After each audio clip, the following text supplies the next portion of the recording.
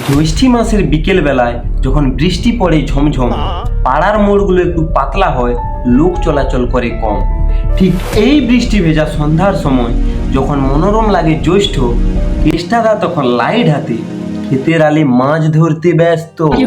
দেখবে পাড়া গায়ে একটা কেষ্টাদা থাকে যে মাছ ধরার উপর পিএইচডি করে রেখেছে। ওর মাছ ধরার পদ্ধতির কাছে বড় বড় মৎস্যজীবীরা হার মেনে যাবে।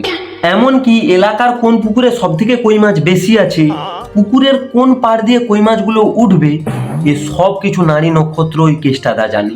ইতিহাস সাক্ষী আছে, বিকেলে যদি বৃষ্টি হয়, সন্ধ্যার পর কেষ্টাদাকে আর ঘরে দেখতে পাওয়া যায় না। বৃষ্টির পর যেমন পিঁপড়ে গর্তের ভেতর থাকতে পারে না, ঠিক তেমন কেষ্টাদা ঘরের ভেতর থাকতে পারে না।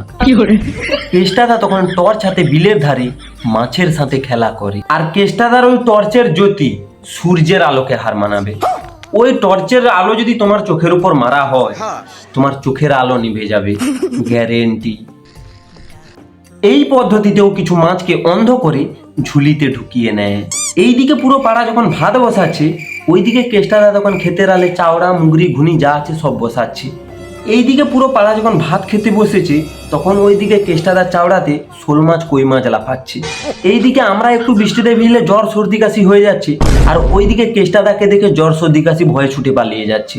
কেষ্টাদার ইমিউনিটি পাওয়ার ওর দাঁতের থেকেও বেশি শক্ত। কেষ্টাদা যখন বাড়ি ফিরবে, ওর ঝুলিতে মাছ থাকবে না।